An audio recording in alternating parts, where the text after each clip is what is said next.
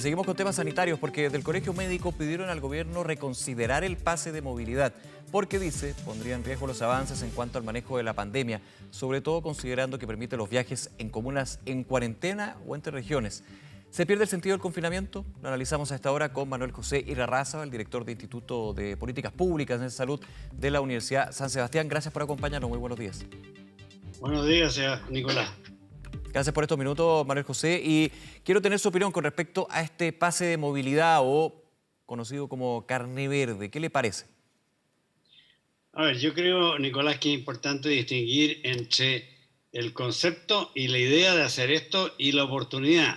Voy a empezar por lo último, la oportunidad. Yo creo que es un poco riesgoso hacerlo esta semana, porque recientemente tuvimos un periodo eleccionario hace una semana nomás, en que se movilizaron millones de personas, probablemente muchísimos estuvieron celebrando después. Además tuvimos el fin de semana pasado un fin de semana largo, que vimos que habían salido de Santiago cerca de 200.000 autos.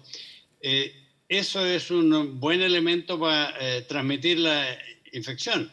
Así que yo creo que sería prudente esperarse las 2 semanas del periodo de incubación y ver si los casos siguen aumentando, porque teníamos por los informes del Ministerio de Salud que en las últimas semanas había habido un leve aumento de los contagios. Entonces yo creo que sería imprudente hacerlo ahora. Así que esto respecto a la oportunidad. Ahora, la idea de entregar un poco más de libertad en la acción de las personas me parece indispensable. Yo creo que a esta altura del partido todos tenemos clara conciencia de que la claustrofobia que significa la cuarentena es muy difícilmente tolerable y va haciendo menos efectiva la cuarentena. Por lo tanto, empezar a buscar con cuidado, bien controlado, medidas para dar más libertad a las personas me parece un muy buen paso.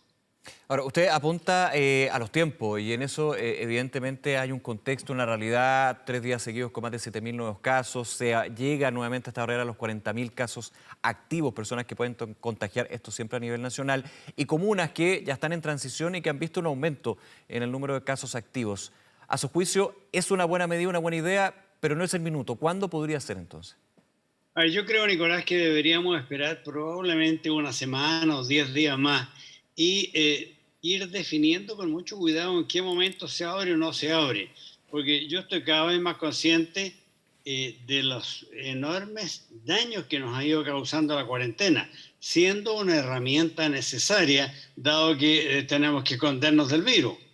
Pero hay que apreciar que los daños en materia de salud personal y mental de la gente, incluso de salud pública, hemos visto cómo han ido aumentando las hospitalizaciones por patologías no auge, perdón, COVID. No COVID. Eso es un problema muy serio.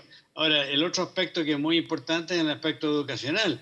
El daño que le ha causado la cuarentena a millones de estudiantes casi desde la sala cuna hasta el ambiente universitario es muy serio. Eso va a dejar un déficit educacional probablemente por muchos años, que va a ser muy dañino, especialmente para la gente que tiene menos medios económicos. Entonces, uno no puede livianamente decir ya metamos en cuarentena a todo el país de arriba a abajo, y lo lógico es ir abriendo puertas con cuidado, con buenos indicadores, con capacidad de echar marcha atrás cuando no resulten algunas medidas. Y este creo que es un paso bastante razonable, siempre que se haga con cuidado. Va a también ser muy importante, Manuel José, algo que se destacaba el día de ayer, que si se implementa este pase de movilidad hay que recordar que las medidas de autocuidado van a seguir sí o sí, o sea que esto no puede ser un relajo. Y ahí también la crítica que se da de algunos sectores, donde se habla de la posibilidad de que con esta mayor libertad o movilidad se genere una falsa seguridad. ¿Cómo lo ve usted? A ver, Nicolás, yo creo que ese argumento es valedero. El solo hecho, lo comentó por lo demás el ministro París cuando hizo su presentación de la situación epidemiológica, que le sorprendía que en el fin de semana habían aparecido cerca de 150.000 personas que habían tenido que viajar fuera de Santiago para asistir a funerales de parientes o razones muy específicas. Claramente hubo abuso de esa facilidad. Y aquí sí, cierto, al abrir un poco más las puertas, se abre la oportunidad de que haya uso. Pero en algún momento tenemos que empezar a asumir las responsabilidades personales cada uno de nosotros y entender que tenemos que ir avanzando hacia un régimen más normal. Los daños de seguir con cuarentena son enormes. Ujú. Y no me estoy refiriendo exclusivamente a los económicos, que por cierto son muy graves. Tener a 1,5 millones de personas que han perdido su fuente de trabajo es gravísimo. Pero yo mencioné hace pocos minutos el tema de la educación.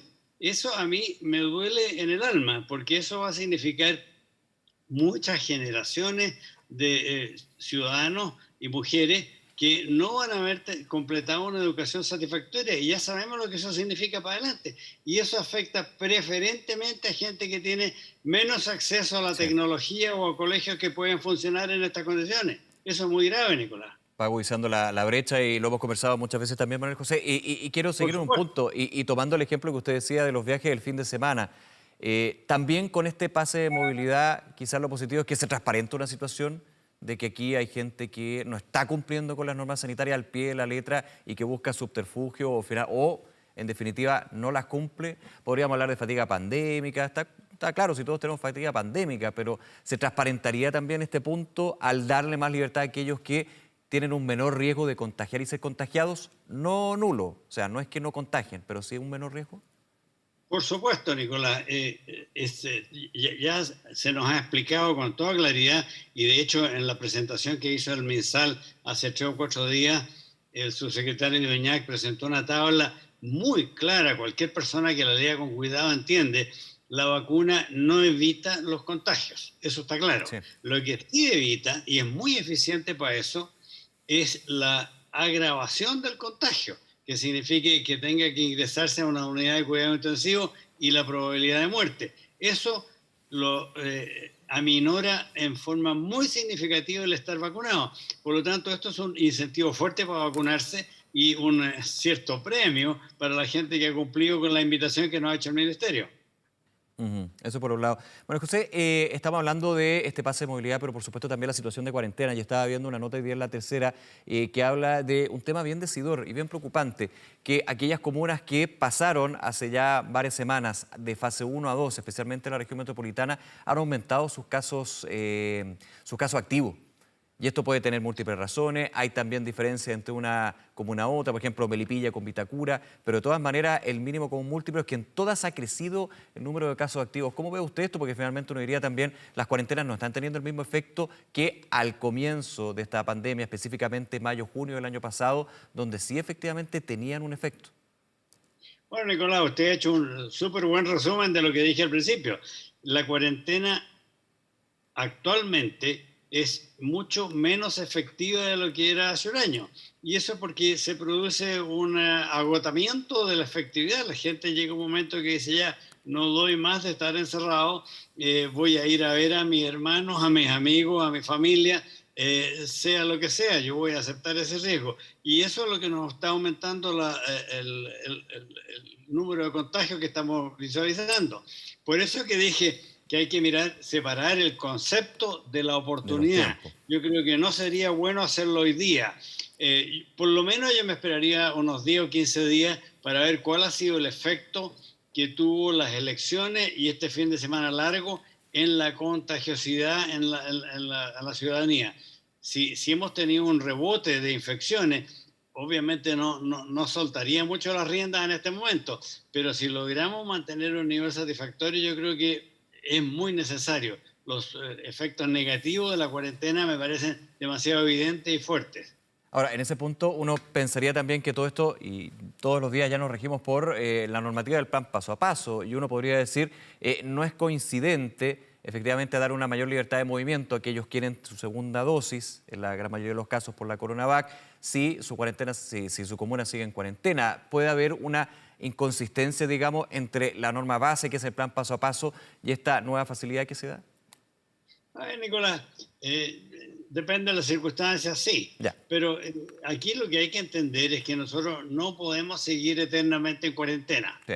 El virus va a seguir circulando en el país mucho tiempo más y la vacuna no suprime el virus, nos hace un poco más resistentes a las complicaciones del virus, pero la posibilidad de contagio va a seguir mientras no tengamos alguna cosa mágica que nos permita eliminarlo completamente.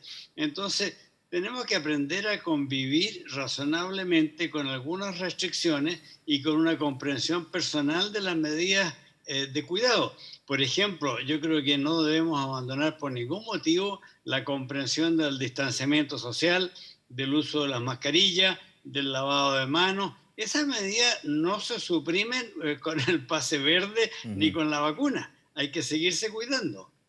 Por último, Manuel José, agradeciendo estos minutos. Me adelanto un poco, pero el 30 de junio termina el estado de excepción. Está la posibilidad de extenderlo, tiene que pasar por una iniciativa presidencial que llegue al Congreso. ¿Usted estaría de acuerdo en aumentar o extender, digamos, el estado de excepción, que significa cuarentenas, toque de queda, entre otras herramientas que se han aplicado en esta crisis sanitaria? A ver, Nicolás, usted me está pidiendo que yo sea profeta. No sé qué va a pasar a mediados de junio. Estamos a bastante tiempo de esa fecha. Sí. Yo creo que hay que ir... Y eso es una de las dificultades que enfrentamos para adelante. Tenemos que ir respondiendo a las circunstancias y cómo responde la ciudadanía y la infección. Si nosotros vemos que para esa fecha hay un buen control de la epidemia y en los casos han disminuido mucho y tenemos muchas camas disponibles de intensivo, a lo mejor no se justifica seguir con esto. Pero si tenemos un rebote, yo creo que hay que reiniciar todos los procesos que estábamos tomando para controlarlo. Bien, Manuel José, nuevamente muchas gracias por acompañarnos en Canal 24 Horas. Que tenga un buen día. Hasta luego. Encantado. Muchas gracias, Nicolás. Gracias, que esté bien.